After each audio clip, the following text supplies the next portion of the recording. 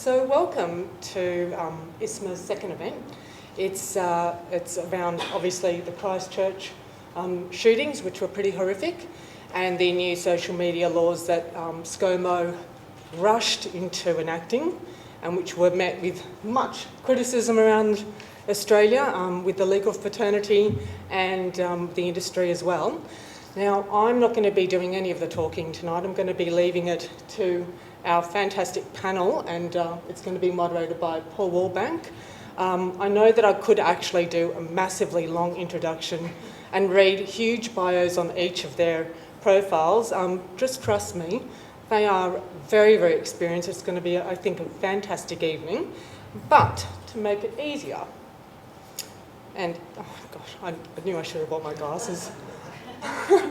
To make it easier, in case you do want to, keep a tab and ask any questions at the end, I've got their profiles, and yes, they're all sitting in the right spots. So Paul, as I said, he's a very experienced journalist and broadcaster, over 20 years experience, more than we can count experience, and he's followed with the panel speakers of Vanessa, Grace and Andrew Heen, and I'm actually going to hand it over to them right now to start. So thanks for coming along tonight. Great to see you all here, and really important topic given the gravity of not just what happened in Christchurch but what happened recently in Thailand. But equally too, some of you might have seen that Mark Zuckerberg is on a tour around Europe at the moment, trying to butter up the European regulators. And Facebook, over the last day or two, released a white paper on where they see regulation around content. So that's available online. I think we might be able to put out a link to that later on that to give a bit more background on that. Interestingly, with that regulation paper, they were highlighting in that four things of why they think regulations internationally has got to be standardised around the world, and that is that environments between the jurisdictions vary, tech and speech are dynamic, they're changing all the time, enforcement's always going to be imperfect, which seems to me a typical sort of Facebook cop-out. I've got to admit, I'm a very much a great sceptic of the social media platforms. In fact, all of the big US tech companies, having covered them a lot over the years. And the companies are mere intermediaries. They're not really responsible for anything on this. So with that context, I'm going to throw it over to the panel now, and particularly Grace and Andrew, you're, as lawyers, could you just give us a quick overview of what the Act was trying to do, and does it actually succeed in this? The Act is very specific in the behaviour it's trying to regulate. First of all, it's directed at the social media platforms, but not just in media platforms in terms of the Facebooks or the Instagrams. It also extends to cover things like your email services, WhatsApp, instant messaging services, and it seeks to regulate those companies to ensure that if abhorrent violent material is published on those platforms, that those providers take that material down. Now, the definition of what is abhorrent violent material is quite narrow when you compare it to other forms of content regulation we have. It's very narrow because it only counts material that was published by basically the people who perpetrated the crime. So in the Christchurch situation, that video qualified because that video was created by the person who perpetrated the crime. It would not cover video taken by a bystander, for example. So it's directed at a very specific kind of video, and it's directed at providers themselves, not the people who created it and not the people who share the material. Now, whether or not it's been successful or not, it's probably too early to tell, because there haven't been incidences where the law has had to be sort of pulled out of the drawer and used to force social media providers to take down material. And it's also questionable if these laws were in place before Christchurch, whether what Facebook did would have fallen foul of the law. They took down the material within about an hour or so of it being posted online, and within, I can't remember the time exactly, but within half an hour of someone actually reporting it to the platform. Now, would that have fallen foul of the requirement to take down the material expeditiously, so that no one knows? And Grace, when we were talking about this before starting, I described it as a bit of a knee-jerk reaction, the fact that these laws were enacted so quickly, and you disagreed with me on this. Do you want to flesh that out a bit on that? Look, I disagreed because of how violent and disturbing it was to our community, and that it was something that really was just so shocking, and that there were minors that viewed this content, and I think it was so necessary to bring something into play. Obviously, there are loopholes, there are reasons there are so many things we can look at now in hindsight, but at the time it was quite a shocking thing that somebody could commit murder of so many people openly and then other people share it. So I think, yes, it was knee-jerk, but do you think it was unnecessary? And I think my answer is no, I don't think doing nothing immediately was unnecessary. I think we needed to start somewhere, and now we can work around that to see what we could possibly do. But, sort of as Alex was saying, there are so many things that are still not accounted for. People who share it, the algorithms that attract this sort of content, this sort of words, minors that might be sharing it, minors that might be subjected to it, Sky News and Qantas lounges airing it. There are so many other platforms that showed snippets of quite disturbing content. So obviously we need to work around this. But I think, yes, it was knee-jerk, obviously, but I'm sort of wondering, were we all, as we were horrified at that time, thinking, oh no, don't legislate yet, And I'll stop there before I say anything sarcastic. Oh no, feel free to. So just to bring you in on it, Vanessa, so do you think that laws like this are effective as a community manager? I have to just ask this question quickly. Does everyone in the room basically know what a community manager is? Because it's kind of an emergent discipline, that's why I ask. I'll quickly define it for those that don't. We are people that sit on top of online platforms, whether they're social networks or kind of separate online communities on software, and manage those. So we manage the humans in there, we look after governance, we make sure everything's on track, we create a healthy culture, we make sure it's productive, that it's meeting the needs of both the members and the host organisation, whether that's a company or an association or whoever that might be.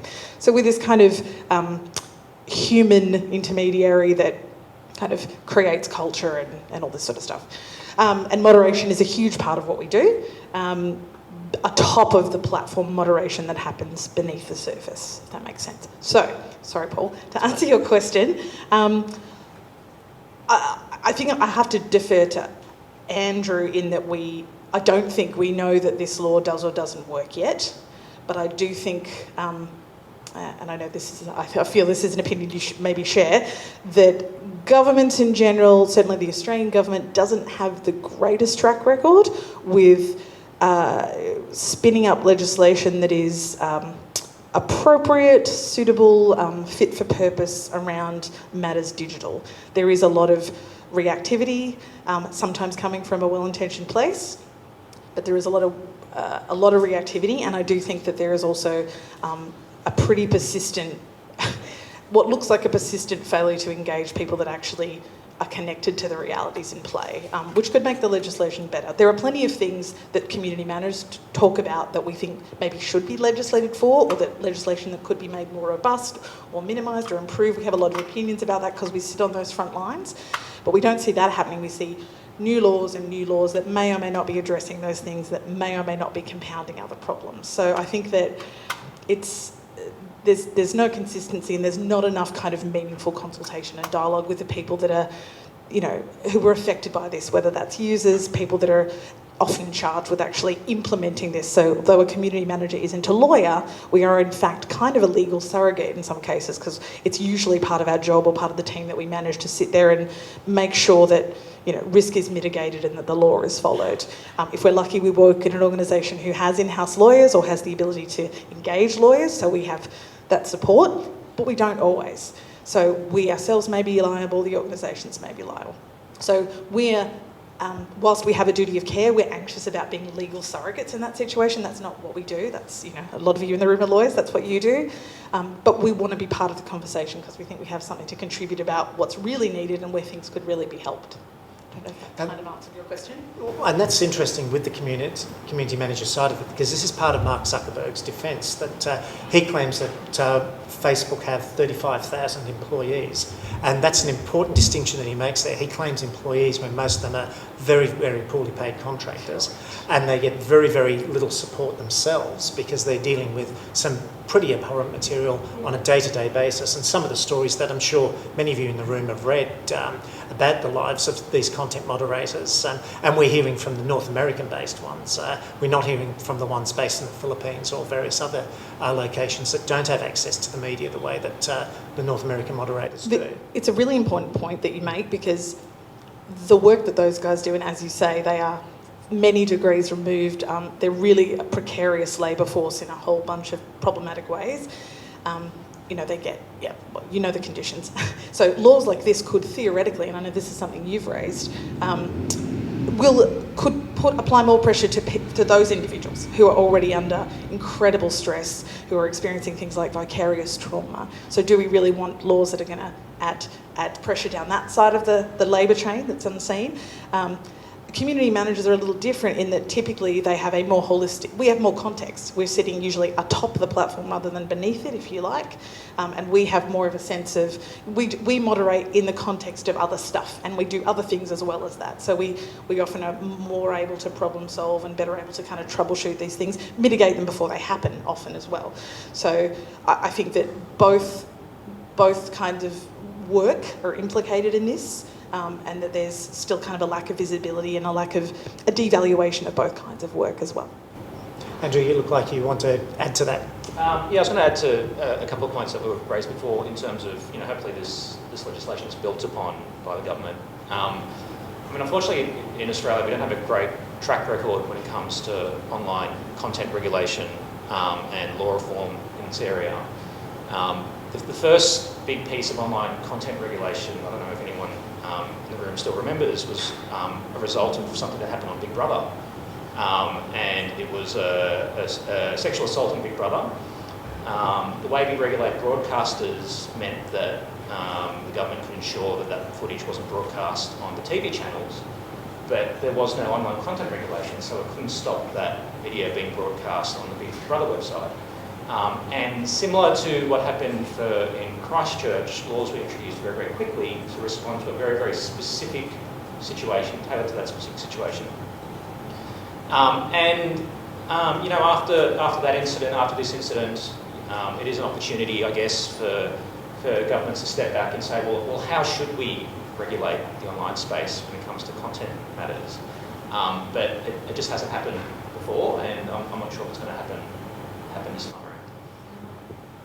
I might add to that, because our online environment is just morphing into so many things that we hadn't envisaged.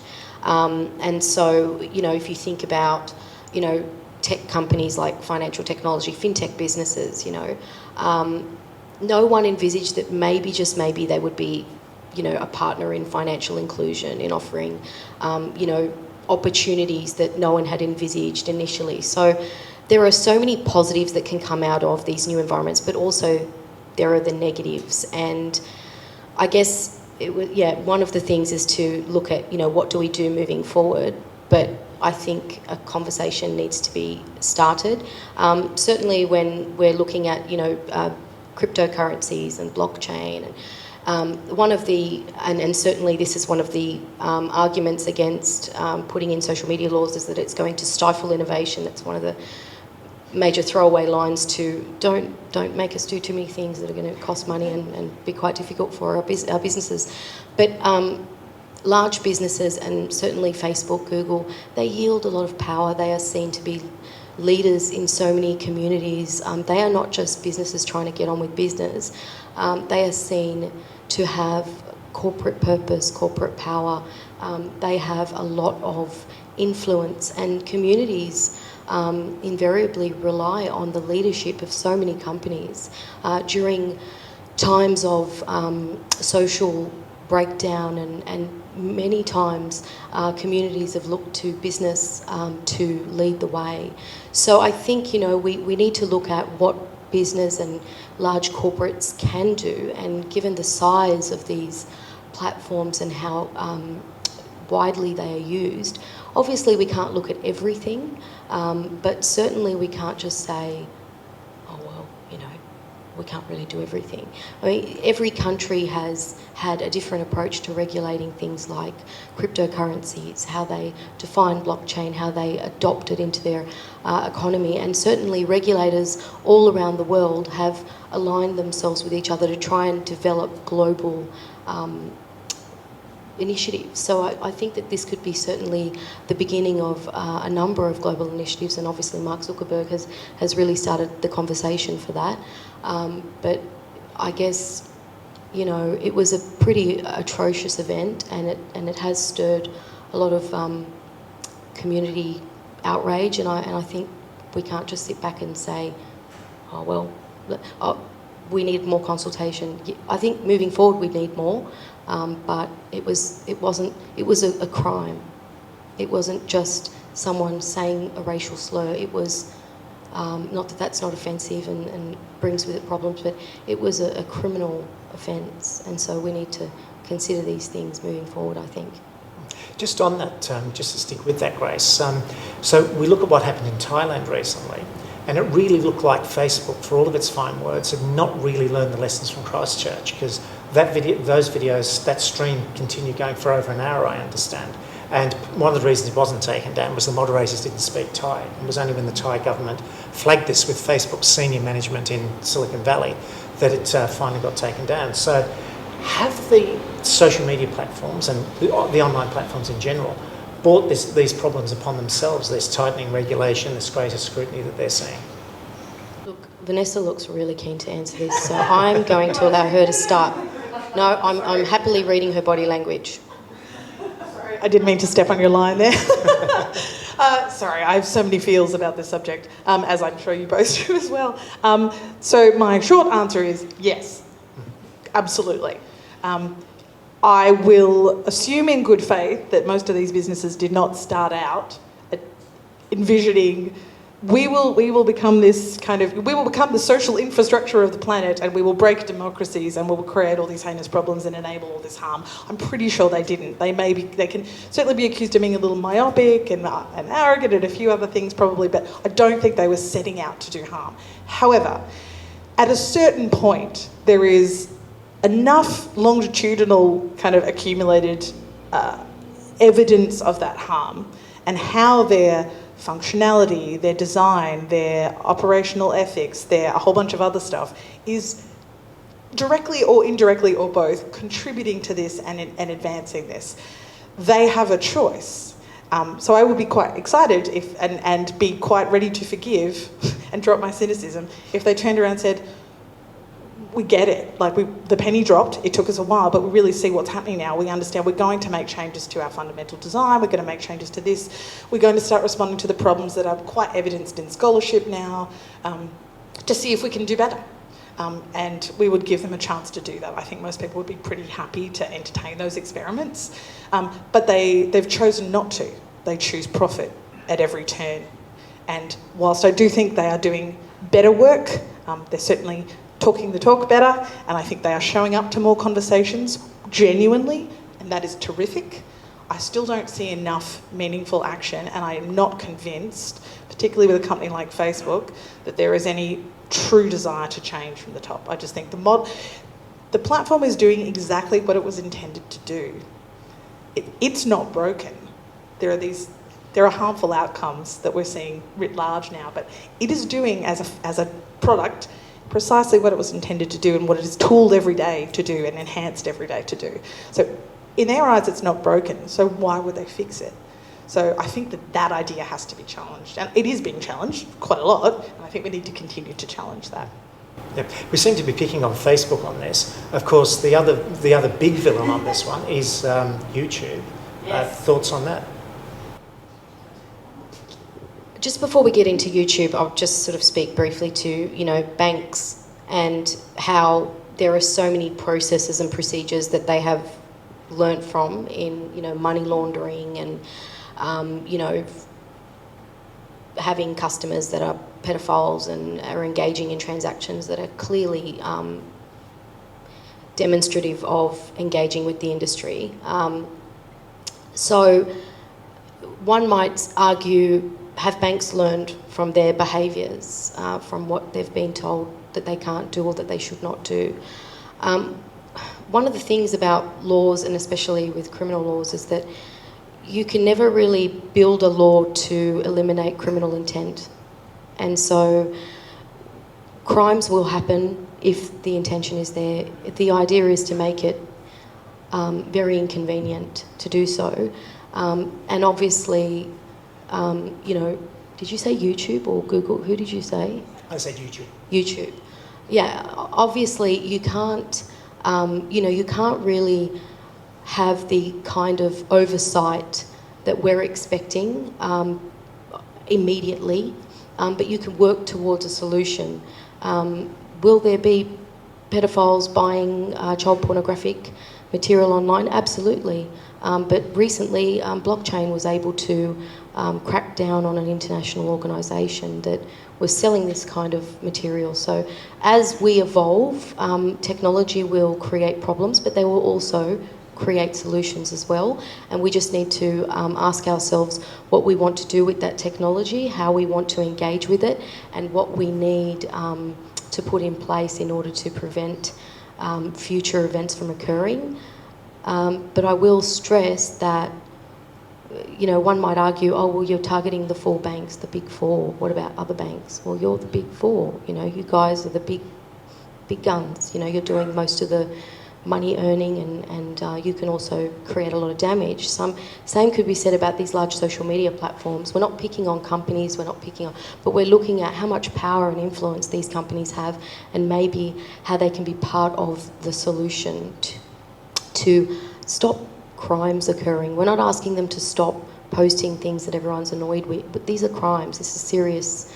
It's not just asking them to, you know, stop advertising bubble tea on, you know, kids' platforms because they found out they're carcinogenic. You know, this is pretty serious stuff, and so I think for the benefit of the community, we need to take it seriously moving forward. And of course, you know, look at this as just a pin drop of where we want to begin, and then how we work our way towards better solutions.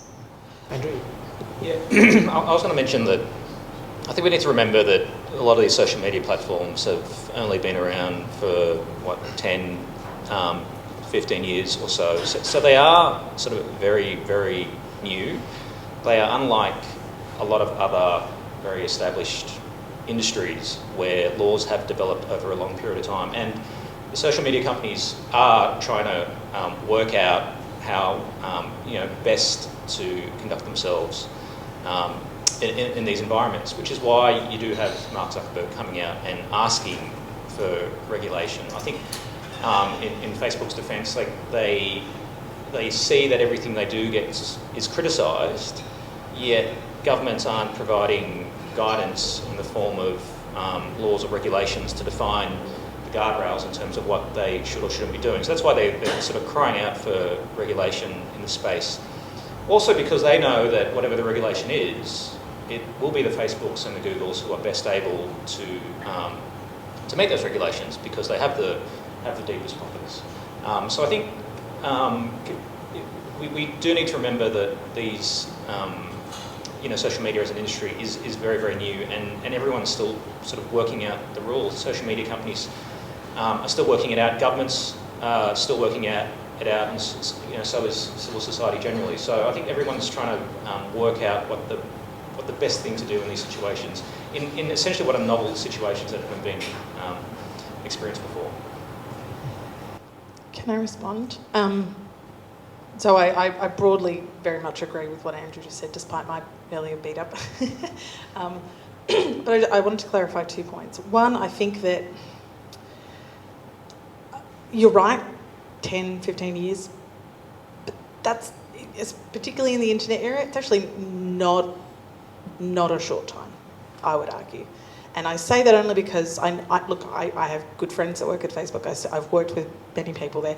There are a lot of people that have been attracted to working in some of these environments who come in actually from not just purely technological backgrounds, who come in with more of a humanities and social science background, with an ethical background, who want to help affect some of the changes we've been discussing. And they are typically, the culture isn't really set up to enable that. So they find those efforts thwarted or frustrated in various ways. And I completely respect that these cultures take time to change. That's not going to change overnight. But there are a lot of people, both within these organisations and external to them, that are reaching out saying, we want to help. There are ethicists who've been thinking about the core problems here for 20, 30, 40, 50 plus years. Fundamentally, there are absolutely some new elements and new vectors in these scenarios, but there are the core factors at play I don't really believe are fundamentally different. It's all still about power and agency, and these companies who don't want to trade a profit model. So I think that whilst I would agree that we need to be patient and we need to respond positively to gestures of genuine intent from these platforms and not be cynical, I do think that they do not always honour that in kind. When other organisations reach out and say, we're doing this work, please, I work with lots of teams of researchers whose efforts to sort of cooperate with Facebook are challenging, to be generous, because of, they're not keen to, open their hood because of commercial, sensitivities, which everyone in the room would completely understand. But some of those compromises will invariably need to be made if they are serious about taking on some of these challenges, particularly when it comes to civic society and academia and people that aren't necessarily going to run off with their trade secrets. So I think that we need to be more patient, but I also think that I don't think they deserve to be let off the hook. These concepts aren't fundamentally new. One other thing I just wanted to say was the concept of deterrence, which Grace raised. Speaking purely from my own experience, and I know someone in the room has been on this side of this as well, community managers have been directly asking Facebook for specific, better moderation tools to run our pages, our groups, our communities for about 7 years. Met with pretty much no response. So we want to help in our microcosms of communities mitigate this behaviour, stop it before it gets to that point. They don't want to listen to those conversations. So that's, I think, an example of where we need to continue being persistent, but they need to do a better job at listening to us. We don't have, we're not capable of throwing millions of dollars in front of them, so I guess we're not credible enough. But we can exercise culture change at scale. So I think that things like that, I'd like to see them listen to. Is there also a problem with that, just to hover on this topic, Vanessa, for a minute, of making this analogy with banks? Because Westpac or the CBA, they're not trying to change our... Well, they're probably trying to get us to spend a bit more on our credit cards, but they're not trying to change our behaviour on a daily basis, whereas the YouTubes, the Facebooks, Twitter to a lesser degree, are trying to get us angry, trying to keep our time on site, trying to engage us, and going back to the YouTube side of it, putting us down this rabbit hole of bias confirmation and in the worst instances, radicalisation. So is it really productive comparing regulating social media platforms and online platforms with the banking industry? So, Grace?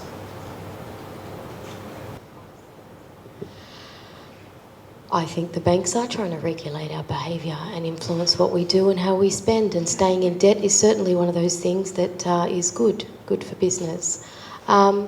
Look, open APIs, social media platforms and banks are now creating their own subset of cultures. If you look at the rise of fintech businesses, the rise of online services, you could technically go into you can go into Facebook, and payment platforms, you go in and you can purchase things and immediately payment options are there for you. As time progresses, you won't be leaving the point at which you enter the internet. So if you generally, and Vanessa's nodding because she understands the algorithms that will be working very hard to keep you there, it is going to change your behaviour.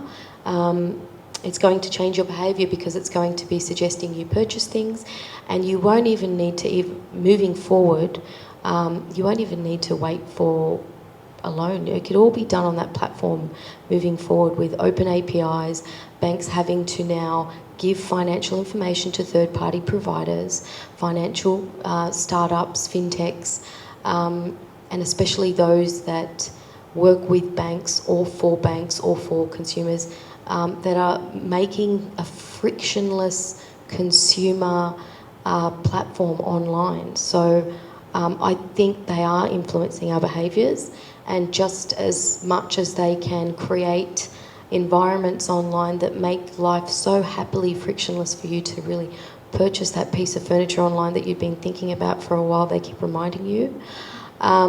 They should also be looking at ways to start building algorithms that really attach themselves to things like hate speech or things that are going to become a threat to community safety or community sense of safety. So I think more can be done moving forward. These social media laws in Australia were just a starting point, but I really think they open the conversation to ask that, that they do influence us. Whether or not it's intentional, I'll leave that open for you to think about. But absolutely, I think banks and social media platforms benefit from influencing our behaviours. By the way, we will be opening up the floor for questions in a little while, so if you've got anything, I'll hold your fire on that. Andrew, you're looking pensive there. No, I just wanted to sort of add, we've always accepted that the way that companies market and sell their products, there are boundaries around what's acceptable and not acceptable when it comes to wanting to get you to buy more of their stuff, or to sort of buy their brands and live within their environments. Banks and social media companies are different from that in that regard.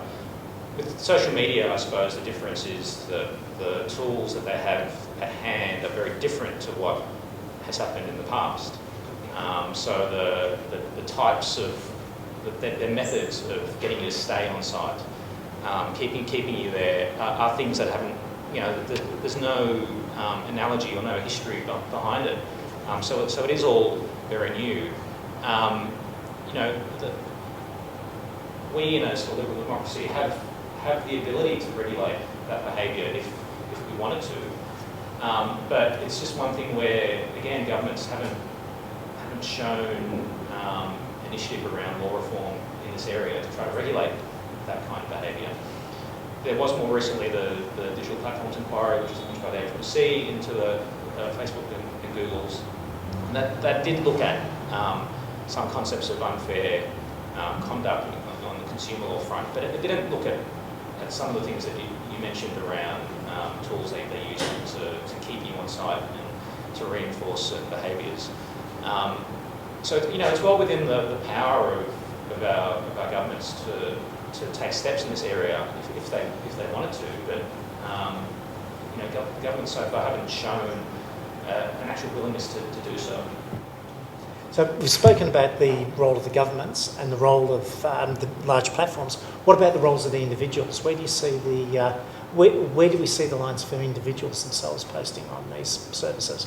Well, if you compare the laws that came out after Christchurch with some existing laws that are put in place, that they do address, you can see how they deal with similar issues very, very differently. So, for example, if you look up the abhorrent violent material part of the criminal code, if you scroll up a few sections, you'll see the laws around sharing material in respect of suicide. So it's illegal to share information that encourages people to suicide or show people how to suicide. Scroll a bit further up in the Act, you'll see the parts of the law that say it's illegal to share child abuse material. It doesn't matter if you created that material, like with abhorrent violent material, the fact that you share child abuse material is in and of itself illegal. Now, why is it that when it comes to the video footage that came out of Christchurch, the actual perpetrator wouldn't have committed a crime under the laws that were introduced? Now, they did commit murder, but the actual sharing of that information, that person's supporters, if they shared that video, that's not a crime. So, you know, they don't have to share that via Facebook or Google, so they can email it around to all their people who share the same beliefs. None of that is illegal. The law attaches to the social media companies. So some of the things that you picked up earlier, Paul, around like moderators and the effect on the moderators, you have to remember that the social media companies themselves aren't generating this material. And I'm pretty sure that if they could, you know, make the same amount of money by having people share their cat videos, then they would, because they would avoid all these issues. It is the users of the platforms that are creating these materials and sharing these materials, and they can effectively do so with impunity when it comes to how the law will apply to them. So with the laws, because some of what you've cited there was already illegal under state laws and other federal laws too. So are we adding more complexity and maybe bringing in some unintended consequences with these laws? So I think that's a good point. So when it comes to law reform, it's not just having the right laws on the books. You have to make sure that they are enforced. So there are existing laws on the books which criminalise using a carriage service to harass or menace. And you know, arguably or very likely, what happened in Christchurch would fall foul of those laws. Now, the penalties provided by those laws are relatively small compared to what you might imagine should attach to someone who is sharing this material. But that's really a function of the history of those laws. It's the regulation of online conduct in that space was an extension of the regulation of the use of telephones, basically to harass and menace people. So we are seeing a change in the way that online tools are being used to share this material. Those laws aren't really being used to deter conduct. And we all know that based on what we see on Twitter or Facebook every day, and the kinds of behaviour that's exhibited. And you have to ask yourself, why aren't these laws being used? And I'm not saying that they ought to be used, but they're just not used at the moment. Grace, any thoughts on that? Okay, so yeah, with that, so are we seeing a problem with the laws that, for instance, at the moment we're seeing an explosion in defamation from online, that the laws really aren't fit for purpose in a digital age? Is that somewhere where we should be taking a broader thought on where the laws should be written, maybe a more strategic overview of these laws that we're enacting? Yeah, I mean, part of the problem is that a lot of these laws, like around defamation or around laws around racial vilification material, and now you're looking at abhorrent violent conduct, the origins of all those laws are different, and they all have their unique rules and histories.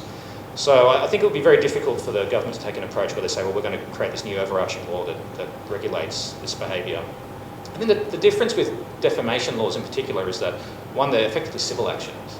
So any member of the public who feels that they've been defamed can bring an action and actually test the law, and through that develop a law in this space. When it comes to abhorrent violent material or the use of existing laws to regulate this behaviour, the burden then falls upon the police to take action to drive law reform in that space. And that's not the best way for law reform to happen, for the police to bring what might be considered speculative cases against people who then have to defend themselves. So I think in many ways it would be better if the laws were clearer, provided much clearer guidance to law enforcement bodies as to what they should or shouldn't be prosecuting, rather than perhaps relying on sort of general laws where there is a lot of space at the moment for disagreement. I might just add that I don't think there's enough of anything at this point in time. I really think there needs to be so many more conversations had in terms of the cultures that are already online. In Australia, obviously what we publish, we're more liable than, say, in America, what we publish on our social media platforms. But there are real cultures online that we don't think about. For instance, if you're in a closed group, say for instance on Facebook, sorry to use the example again, but say you're in a closed group, that essentially creates a culture of lounge room chat. And so if you're not posting on your main page, you're posting in a closed group. What if you shared offensive material in a closed group and said, well, I didn't post that to a large group, it was to 2 or 3 people. How is that different to... So I think social media platforms are really building online cultures, whether they're, whether we are consciously or unconsciously aware, there is a culture online that is provided by social media. And I think we need to really look at our behaviours, how we interact, how we share, how we click. If you go on social media nowadays, most people on Twitter will say, views are those of my own. They are not those of my employer. And people are really having to think about how they're perceived online and how they engage with social media and what kind of examples that they set. So really, I think we really need to think about, number one, yes, how large social media platforms can help. Secondly, how this affects the broader platforms that are not really addressed, especially small to medium-sized business that will be affected and not even sure if they have the financial means to address a lot of this. We have to think we have a large small business community in Australia. Will a lot of this fall on them? There are so many things we need to discuss, and obviously we need to engage with the broader business community and all of the various stakeholders moving forward to add to it. So Vanessa, as someone who's managed communities, that whole culture of communities becomes very real there. Yeah, absolutely. And I just wanted to build on your point, Grace, to say quite a number of people since the Abhorrent Act had passed, a number of people who've reached out to me privately in my consulting capacity have been small businesses who want to know, obviously not for legal advice, but wanting to know, do I need to hire a community manager now? What does that look like? Can I do it myself?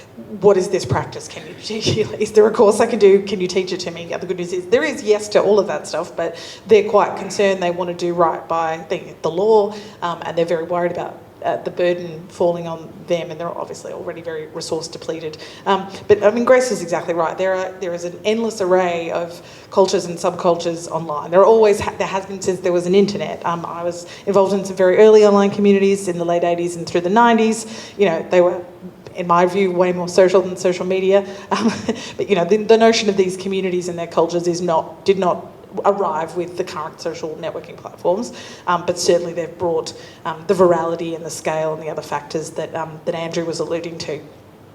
I think this is where, again, I would advocate for, or I guess explain that community management can play a role here, not necessarily in a full-time hands-on capacity, but a huge part of the work we do is bedding down cultural norms and helping people develop kind of healthy rituals and senses of community and group identity in a constructive way, and knowing enough about the law to do so in a way that is safe and compliant and all those things. So whilst, again, we're not a panacea for all things, we can play a really constructive role in heading some of this off before it happens. And that's more of what I'd like to see scale, working with people that understand digital culture, not just community managers, digital sociologists, all these types of folk who are immersed in them, who understand them. That's a big disconnect usually with the people creating some of these laws, particularly our politicians, I would argue, that they often aren't on the front lines of these spaces. They're not necessarily immersed, certainly in the ways that their kids and so on are. And there's a distance there that, whilst it can be a helpful arm's length when they want to be objective and think from a policy perspective, it can ignore some realities that are really problematic. I will give you one example. I was peripherally involved in some consulting around some legislation in New South Wales recently, where there was an assumption, the law basically, the advice was, if the material is defamatory, hide it on Facebook and that'll solve the problem. So most of you would probably realise you can hide a post, but the legal and sort of policy experts in the room didn't know, and I'm not blaming them, they didn't realise that, they said, well, then the person won't be able to see it, they'll realise there's been a punitive action and they hopefully won't do it again. Of course, if you've ever moderated a Facebook page, you'll realise that they, in fact, are the only person that can therefore see it if you do that. It is not visible to the rest of the group or the page, but it is still visible to everybody that they're connected to on Facebook and their private network. So it doesn't really make a fundamental difference to things like virality. So just understand, and that's one thing I would agree with Mark Zuckerberg on in that white paper, which is a rare statement for me to make, is that, there was the point about getting a bit of a reality check about the functionality of some of these platforms before we do lots of grand sweeping proclamations about what we can and should do.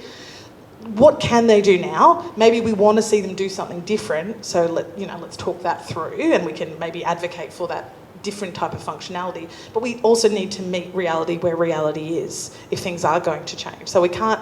There are laws out there right now that ask platforms to do things that the technology literally can't do, or not on our sort of side anyway.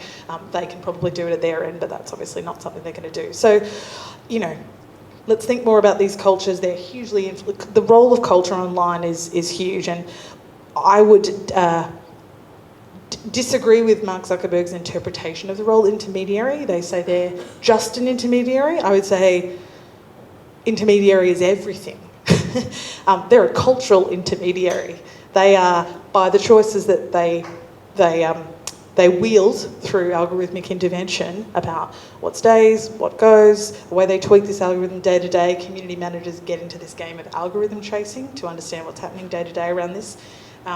They are making impacts on culture, what's acceptable, what's not, what we stand by, what we don't stand by. And we're often left as the humans in the loop to kind of clean up those messes sometimes. So they are a culture broker, whether they intended to be or not. They're certainly quite active in terms of what they leave up and take down, even though they like to pretend they're not. Culture is a spine through all of this that I think we would do well to kind of pay a little bit more attention to, and understanding how it breeds norms, which then may lead to the types of behaviours that we saw in Christchurch. Yeah, and I think also just extending on that culture, shock factors and clickbait and things like that. I mean, now you have to make more noise to be noticed online, and that's a culture. That's something that businesses 10, 15 years ago didn't have to deal with as much. So there is a culture online that influences how you need to engage with that platform and that technology, and how you advertise. We were talking about how we advertise, how we used to advertise from our mass media.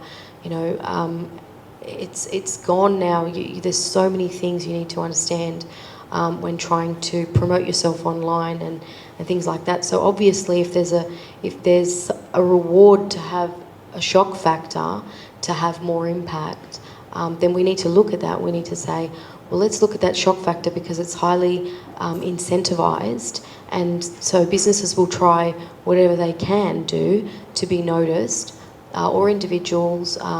And so what do we do now to look at what can go wrong with that shock factor? What would we do to, to manage that? Because obviously with Christchurch, that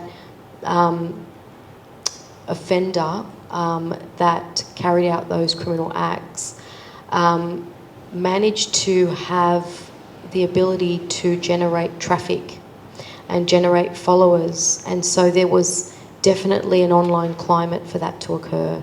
And so I think that needs more unpacking, and certainly using that as a lens to then look beyond that and look at other things that are shared online that are also criminal.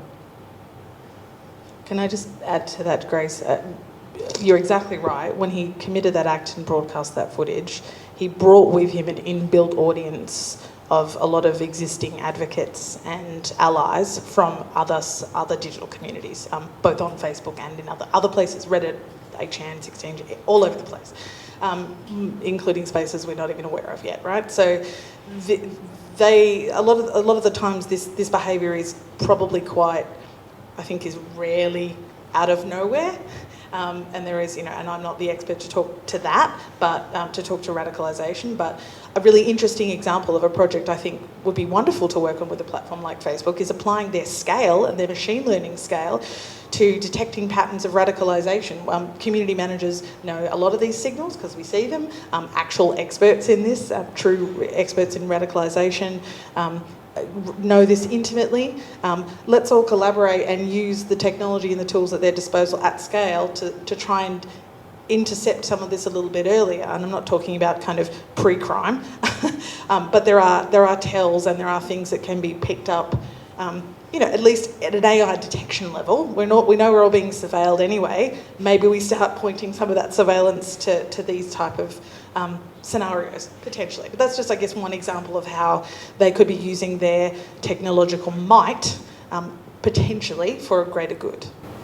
So on that, I did have one more question on the list, which was about digital identities and that, but that's probably something for a future panel because that's a big issue in itself. So I'd like to throw the questions out to the floor now. Is there anybody at the back there? Just a question to Andrew.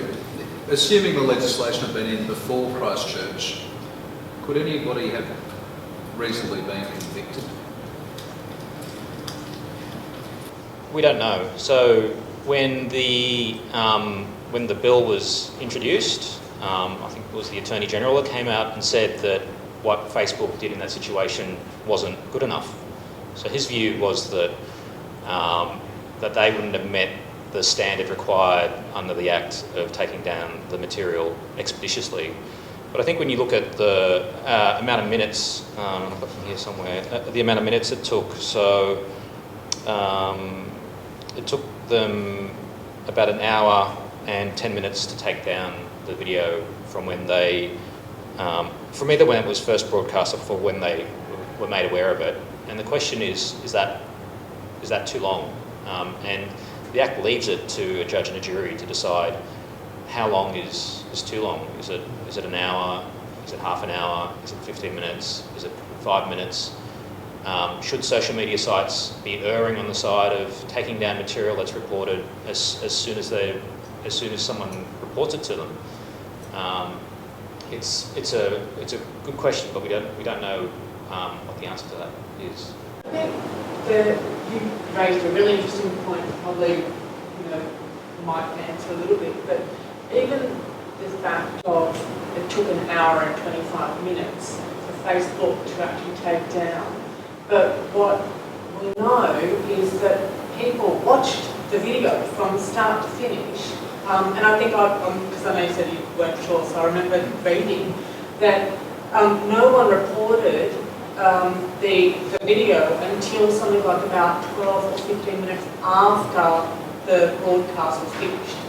And I think that brings it back to your point that you raised before, Andrew, around the individual's liability. So like where, sure you've got platforms that, are responsible, but then like the individuals that are actually watching this, we've talked about desensitisation and cultural, issues these days, social media, but individuals that are actually sitting through and watching, frankly, I have no idea how they did that, not reporting it, but then actually sharing it amongst their own friends. I think that's where no one's really tested. No one even tried to bring that case under the existing laws. And I think that's the interesting point, really. Can I just add to that? I recall seeing that video, not from the original poster, but someone else recording that video. So if we compare it to the bushfires, it's like a spot fire starting up everywhere. And so while Facebook and other platforms can track how many people are responding angrily, with the emoticon, or AI can be used to track what kind of buzzwords are being used in the comments. If I've only got 3 friends but I've recorded it and shared it, that's not really going to be a big deal on Facebook's radar to even pick up. So I agree with your point, Andrew, that offenders should be, or people who repost or recreate that material should be punished, because it would be impossible, I would think, to track that. How would you even monitor that? It's quite difficult. I mean, the other thing with that situation was with Christchurch. I haven't seen the video, but I assume it was fairly obvious that the person who was taking the video was the person who was committing the crime. Now, the way that the Act defines what abhorrent material is, it's only a video that was created by the person committing the offence. And in that situation, I suppose the guy was wearing a GoPro, but you can imagine a whole bunch of other situations where it would not be obvious to a social media company or to a viewer as to who has created the video. And I mean, that is a gap in the law, because in that situation, the law wouldn't bite. A question at the front here. Just there've been a couple of developments in this area, just sort of going back a little bit. On that question of algorithms that target consumers and manipulate your views, in the direction to the new ACCC digital platforms division that the government announced last week. One of the things they have to look at is the practices of suppliers in digital services markets, which may result in consumer harm. So there's a very wide brief for that new division to go. The other development, I think, which is relevant to the current discussion, is that before Christmas, Mr. Fletcher announced is the result of the Enhancing Online Safety Act review, and we're going to have a new Online Safety Act which consolidates Schedules 5 and 7 of the Broadcasting Services Act. And there are two things in that relevant to this discussion. One is that the cyberbullying framework is going to be extended to adults, and so I wondered what Vanessa thinks about that and whether that would be a benefit. The second thing is that the classification platform for digital content regime is going to be changed so that material which will be classified R or even an A15 without having a warning notice, and material which is classified X or refused classification, will all be taken down prior notice from the Safety Commission. But the timing is 24 hours, so the government seems to be leaving a gap for people to make their own choices about what they do and what they share. And the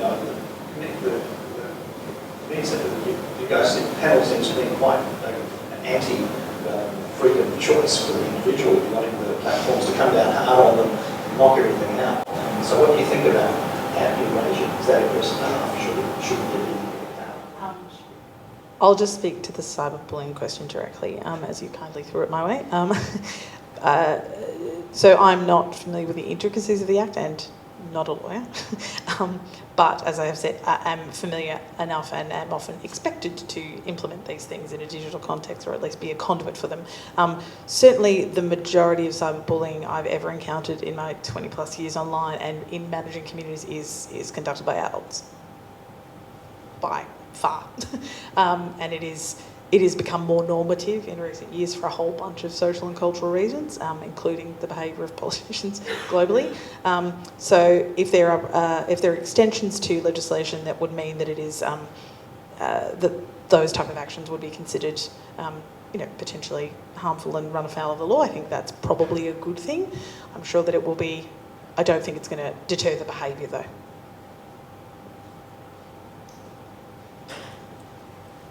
Look, I can only say, if you walk into a Westfields and you have a shopping trolley and then your child falls off, they can't control what you do when you enter their premises, but they can try to influence your behaviour when you enter them.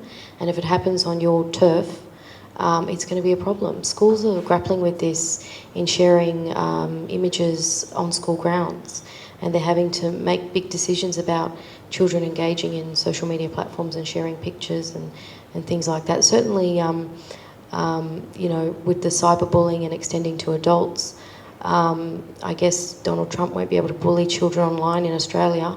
But it really, I think we do need freedom of choice in how we engage with social media platforms. And I certainly don't want to be perceived as slamming down on them.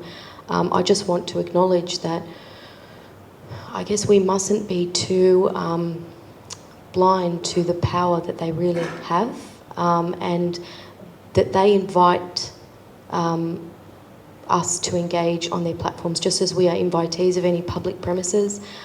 This is an online platform and harm can occur, and I guess we're just looking for solutions to really think about, now that we're becoming more and more aware of what could happen online, and very positive things happen online all the time, and there are always new ways that technology can create access to justice and create wonderful initiatives for those vulnerable populations that you referred to in addressing, these blind spots. But I just think that we need to be mindful that more and more people are using social media platforms, and it is becoming a dangerous space. And so we just need to look at what we don't want, but we do want freedom of expression. It's a human right, and we want people to be people. But if you wouldn't allow it in your home or your physical premises, you might need to rethink about whether or not you would want that on your online environment. So I hope that answers your question. A question up the middle there. Yes, I've said that's the kind of interesting thing that you point out is that people watch this video, share this video, and I know that criminalising an act and making it illegal has a great effect on social change and people acknowledging it's something they shouldn't do. But if we as a society haven't figured out that watching someone go through a mass shooting for 12 minutes is probably something we shouldn't be doing, is making that act illegal actually going to stop people from doing it? Like, is this actually a legal question at all, or is it just a massive social issue? I think, yes, it's a massive social issue. That's the nod. And yeah, I think it's both a social issue and a legal issue. Like, none of us can fathom why someone would create child abuse material. I mean, it's just so beyond what any of us could consider.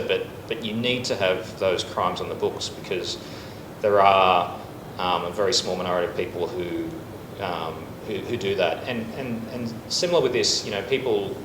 There is a small minority of people who are creating or would seek to create this kind of extremist, such a terrorist material, and it ought to be criminalised. I think, yes, it's a social issue, and perhaps the answer to the problem lies more in social or in the civil sphere.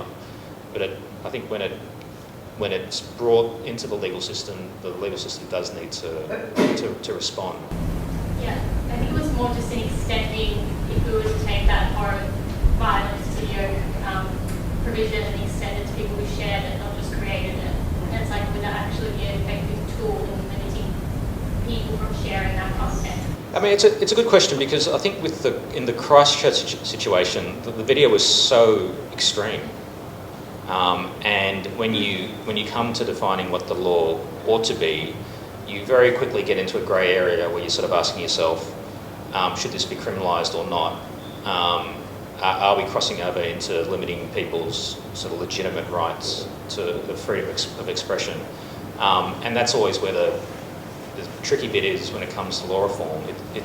You can say, yes, obviously a video in which 50 people are murdered is abhorrent, but you sort of move along the spectrum very quickly to things which I think reasonable people would disagree on. I think to add some more complexity, which I'm sure most in the room have probably already considered, is obviously because I think there is an argument for criminalising the sharing, but obviously if there's a whole bunch of contexts that video might get shared that aren't, haha, this is fabulous, let's share it. It could be researchers, it could be activist communities, it could be vulnerable communities. There's a bunch of really important, profound reasons that abhorrent content sometimes gets shared online. In the newsroom I was working with that weekend, we had a long debate about this. Exactly right. So is that therefore criminalised? So you may need to carve out exceptions for that, and so you could quickly get a whole bunch of complexity. But I don't have an easy answer. But I think it's clear. I think we all agree with you that there's a net of social stuff there. I was just going to say, wait until the deep fakes take over. When you see abhorrent content that may not even be real, and that's going to introduce. I don't envy you guys. So I think we had a question. Yeah, I was just agreeing with what you're saying and thinking about going back in history and probably maybe even pre-social media, if anyone remembers the Lockerbie plane crash, right? And back then I was a journalism student at university and they showed the pictures of this plane crash in Scotland. And it was a huge thing in the media because the media had published images of people who had died hanging from the seats in their plane.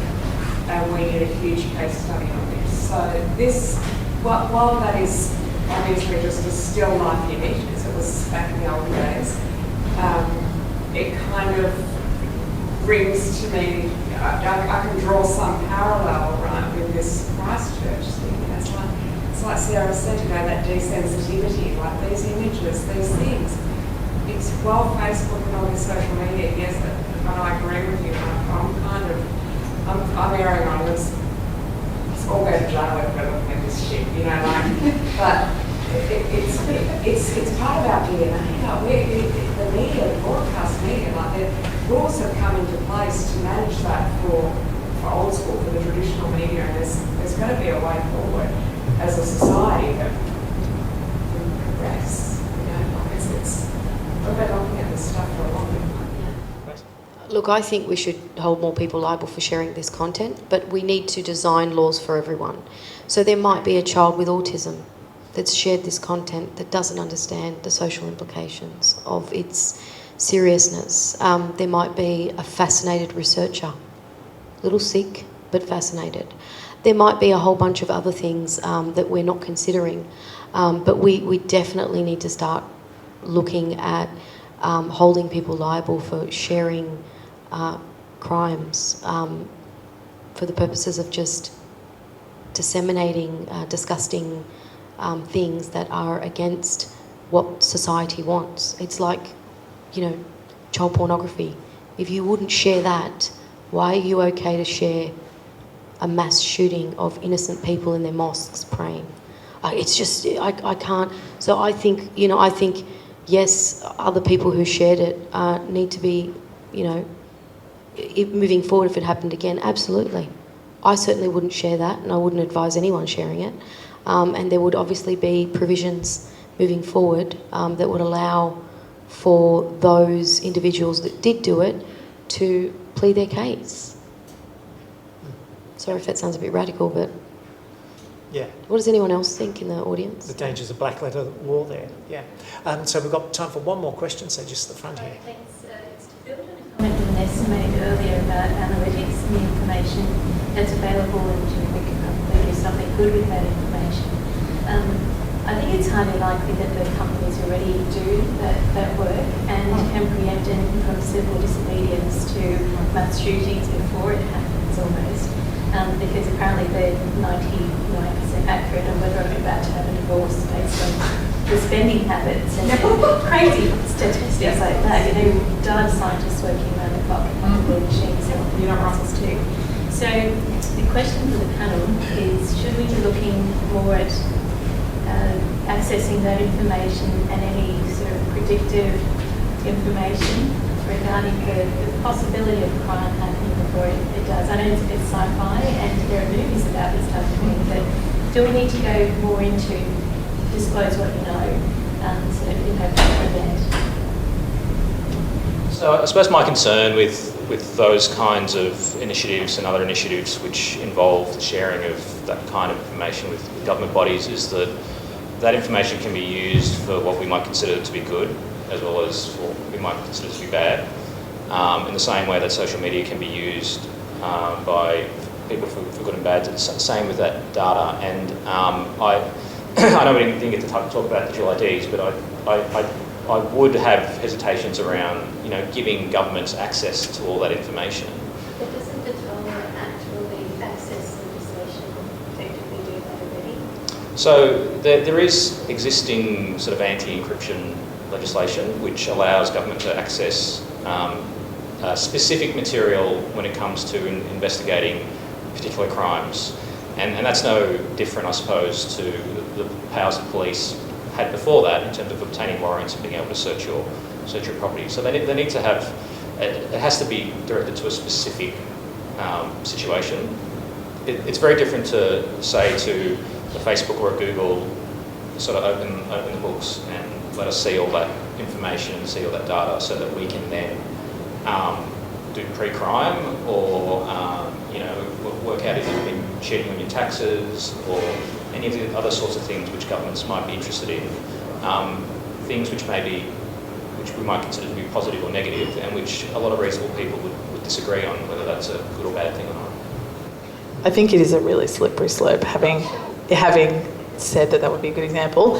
In theory, that might be an isolated good example, but I think Andrew's precisely right. I study quite a lot of algorithmic bias, and we have, and many of you would be aware of it, there are a lot of cases and a lot of great case studies in environments like the US of predictive policing and some really not great stuff that's happening in terms of playing into existing systemic bias.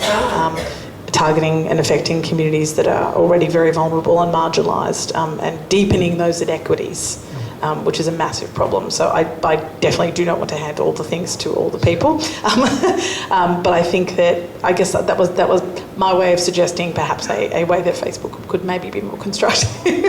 But I think you're right, it's a very slippery slope.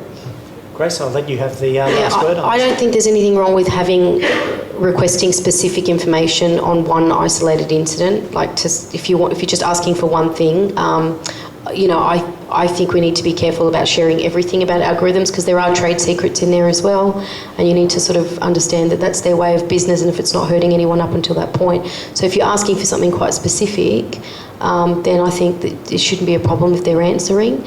But to sort of say, open all your books and we're going to decide what we want to do with that information. If you think about it, a lot of our social services will predict things. All you have to do is register with Centrelink. The next thing you know, you're with ATO. The next thing you know, you're connected to Medicare. And next thing you know, there's all this information. So government services are always linking in, and the tax office is going to find out, you know, what you did or did not do, and, you know, what you did last summer and everything else. But we're moving that way because, well, I don't know, but that's my comment, is that I don't think there's anything wrong with something quite specific if it's going to assist with bettering our community and creating more community cohesion, where we're not in fear of these divisive, abhorrent materials online and so forth. Well, that's on that thought. That's a great lead for the next panel that we have. Ladies and gentlemen, if you'd like to thank the panel.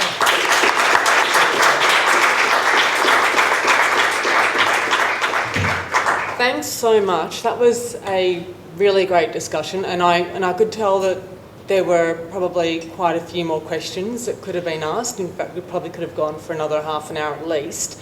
But it's an indication, really, that these are issues that do need to be discussed in these sorts of forums. And, you know, yeah, you're right, we were hoping to get to digital IDs, and I think we did touch upon some of the issues.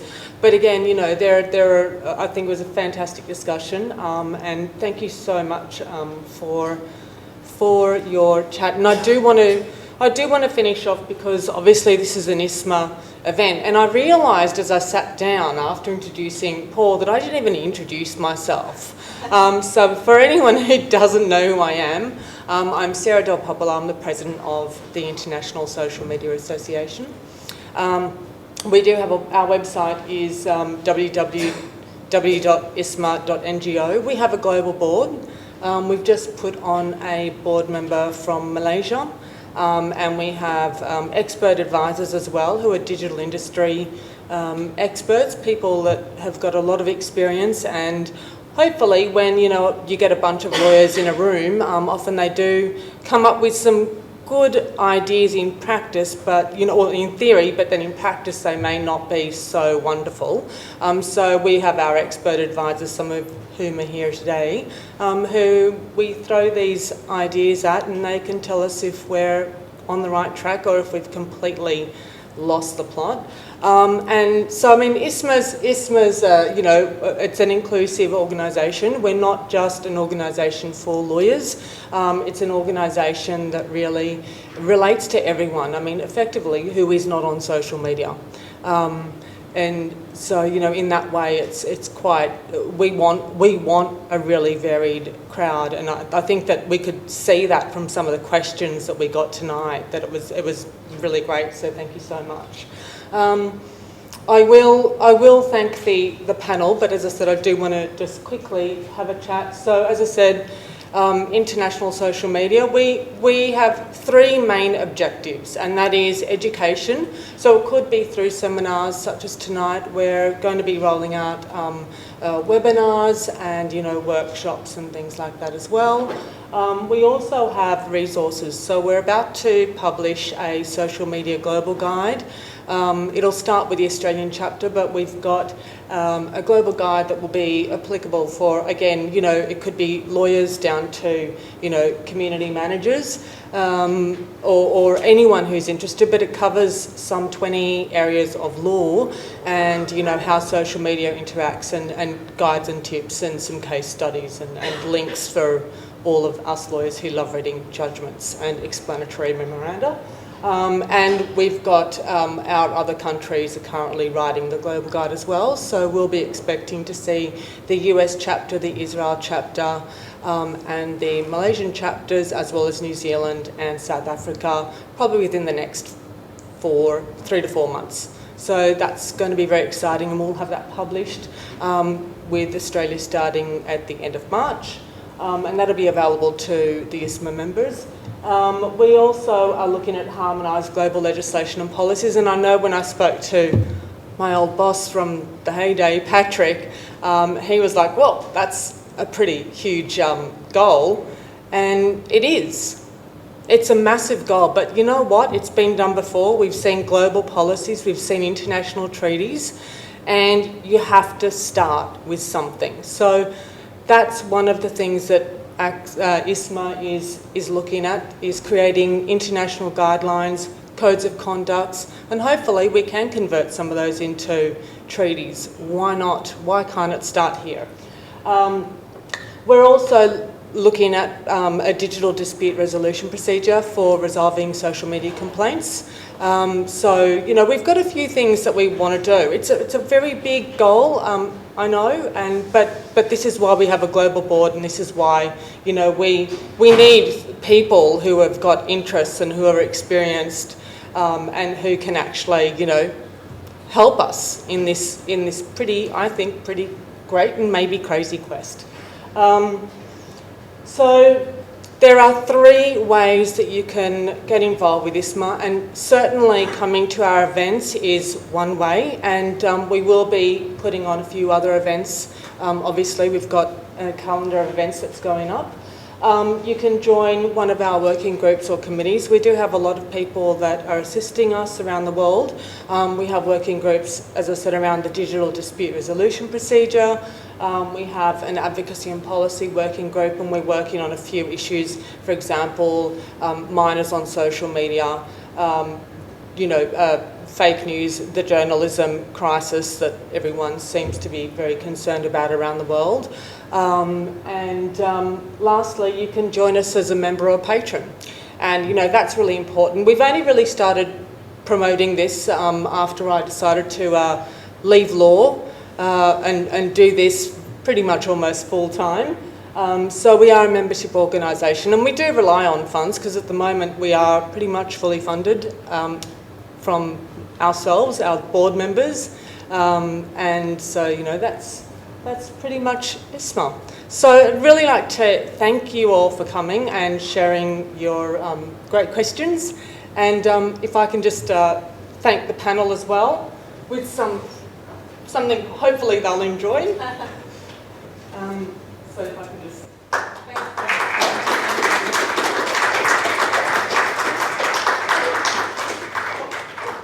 That one's open. I didn't drink it on the way.